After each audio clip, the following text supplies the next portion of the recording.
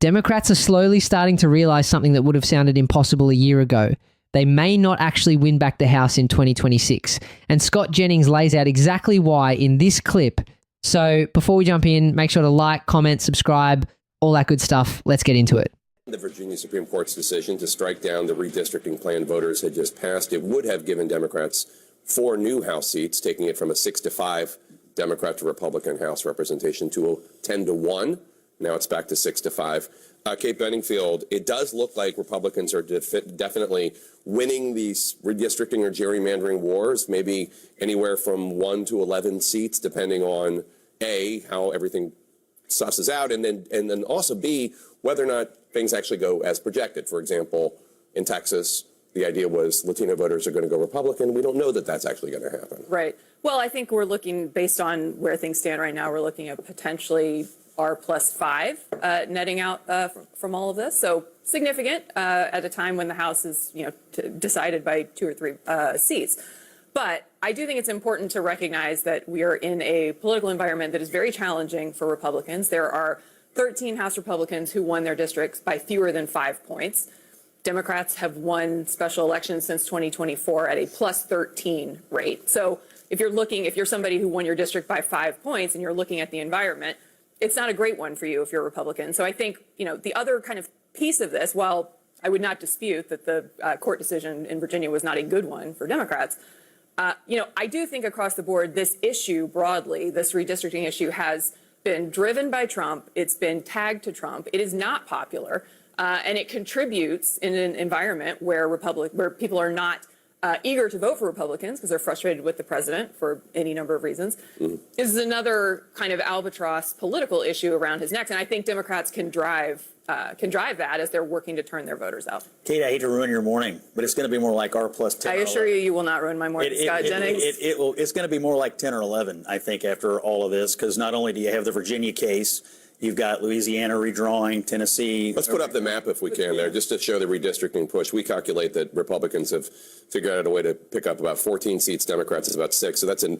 net 8. But you haven't. But Louisiana is still yellow. That's going to be it's all Alabama's another one. South Carolina mayor. We'll see what happens in South Carolina. So the point is, and look, don't take it from me. Washington Post, New York Times, the math and the map totally upended. So just a few days ago, Republicans were in the doldrums about the midterms. Now, because of Virginia, because of the redraws after the Voting Rights Act case, you've got Republicans feeling resurgent. The map looks good. The money looks good. The candidates look good. So we actually have a real race here, whereas just a couple of weeks ago, Republicans were in despair. The Republicans still have to win those seats. Yeah, the political map, y'all are cheating. Okay, just accept it. Yeah, how's it cheating? Let me just finish. You're cheating, and because you politically are not favorable right now, and so this is the only way you would actually win the House is by drawing maps. But let's say you were politically favored. The reality is these maps, from the origin story of when Texas was being redrawn, are hurting one group of voters, and that is black voters. Black voters were losing power in Texas. The Voting Rights Act was gutted. In less than a week, you all took black power away from black people in Tennessee and South Carolina and Louisiana. So perhaps, maybe this cheating might work out in your favor, but let me tell you, there is one group of voters that will not be silenced in this moment. There is one group of voters that always have realized what that Make America Great was, and you have really erupted the sleeping giant that has passively been looking and seeing what this administration is doing. Not even like what I say Trump administration always does, a whack-a-mole. They have surgically attacked black voters since day one, from cutting DEI and now to the Voting Rights Act. And I want to see what they do in November. Well, let's rewind the tape. In 2018, the Pennsylvania Supreme Court was just partisan and elected at the ballot box, and a majority Democrat redrew Pennsylvania's map to help Democrats take over Congress in 2018. Democrats were not outraged by that. Mark Warner, who just decried this Virginia decision, the decision was written by Justice Arthur Kelsey. You know who put him on the appellate bench? Governor Mark Warner. This is selective outrage from Democrats. North Carolina has redrawn their lines about 6 times in the last 6 elections. Why? Because Democrats always go to court and always try to get new lines that are favorable to them. Sue till blue. That's the mantra that they use. Sue till blue? Sue till blue. Democrats will sue on any map until it's blue. They do their mid-decade redistricting in the courts. And we have seen it for 30 years. And that is what's happening here. They've gone to Utah this cycle and sued to get the map drawn for themselves. Like, partisan redistricting is a fact of life. And now This isn't partisan. on the campaign, What is it? sure it is. Racial redistricting. On the campaign, you literally are front, on the- taking Memphis, which is a city that with black voters, and you split it in three, stretching 3,000 miles. Who's the current Democrat congressman there? What is it a black congressman? Just because black people are allowed to like people that don't look like them. Exactly. And that is the point I wanted you to make, because just because you're not going to have a black congressman, why is it that a Republican can't do just as well representing black voters as a Democrat? Because why they does your aren't race, electing. Why does because your race just because determine your politics? It doesn't. No. You're making my point, actually.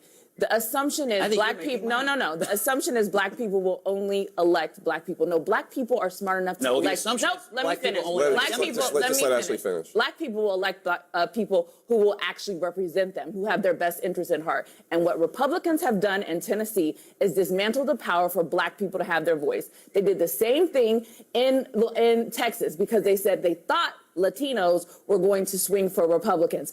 There are black people that are represented. I'm black and I got a Republican president right now.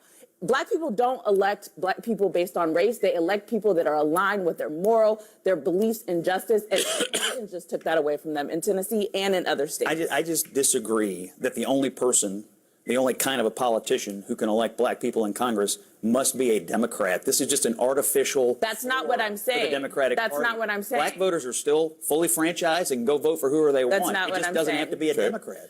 The outrage we're suddenly seeing from the leftover redistricting is honestly hilarious when you look at the history here. Democrats spent decades mastering the art of drawing districts to benefit themselves. Packing voters into certain areas, cracking up communities to weaken opposition, using every legal advantage possible to lock in political power. But now that Republicans are finally starting to fight back using the exact same tactics, suddenly we're supposed to believe democracy itself is under attack. Come on. Let's be real about what this is actually about. This isn't about protecting black districts. It's about protecting safe Democrat seats. That's the conversation nobody in the media wants to have openly. Democrats are panicking because they're realizing their long-standing grip on certain districts is starting to weaken.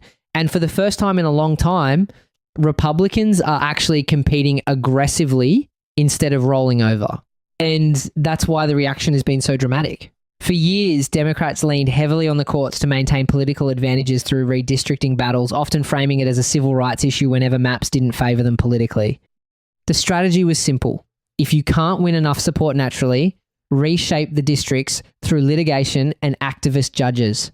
That's been the playbook for decades. Now the Supreme Court is beginning to push back against some of these practices, and suddenly the same people who cheered aggressive gerrymandering in states like Illinois and Maryland are acting horrified that Republicans are responding in kind. The hypocrisy is unbelievable. And honestly, one of the strangest parts of this entire debate is how much modern politics still revolves around race-based assumptions. Democrats constantly talk about representation as if voters should automatically think politically based on race first instead of individual beliefs, priorities, or values. They package it as inclusion, but a lot of Americans see it as the exact opposite, reducing entire communities down to predictable voting blocks. That's why so many people are growing tired of identity politics altogether. And spare me the argument that every heavily Democrat district is somehow automatically sacred territory that can never be challenged politically. If a district consistently votes Democrat, that makes it a reliable Democrat seat, not untouchable political property. Republicans have every right to compete for those areas and redraw maps that reflect political realities just like Democrats have done for years. The real fear on the left isn't fairness. The fear is losing control. Because after years of media narratives predicting a Republican collapse, things suddenly aren't looking so certain anymore. Inflation hammered the country.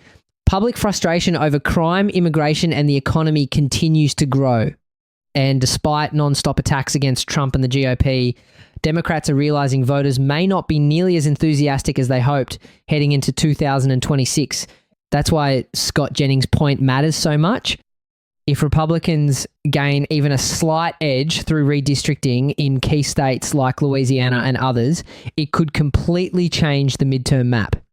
Historically, the party in power almost always loses seats during midterms. The media has treated that outcome like a guarantee for 2026, but now there's growing panic that Republicans might actually hold the House or even expand their advantage. And if that happens, it completely destroys the blue wave narrative Democrats and the media have been selling for months. The left is furious because, for once, Republicans are finally playing the political game aggressively instead of constantly backing down. Democrats had no problem redrawing maps in their favor when it benefited them politically. But the second Republicans start fighting with the same intensity, suddenly it becomes some kind of moral crisis. People see through that. And then you've got situations like the Utah case, which only fuel distrust in the system even more. Reports about alleged conflicts involving judges and political relationships are exactly the kind of stories that make average Americans feel like the system is rigged behind closed doors. Whether every allegation proves true or not, public trust in institutions keeps collapsing because people feel like politics and the courts are becoming inseparable. At the end of the day, Democrats love talking about protecting minority communities during these redistricting fights, but voters are increasingly asking a different question. What have these policies actually produced? In many of these heavily protected districts, crime remains high, schools struggle, businesses leave, and economic growth stagnates. That's the uncomfortable conversation neither party really wants to have, honestly. But one thing is clear. 2026 is shaping up to be far more competitive than Democrats expected, and the panic we're starting to see over redistricting may be the biggest sign yet that they know it too. If you want to continue supporting this channel, please like, comment, share, and subscribe, and I will catch you in the next one.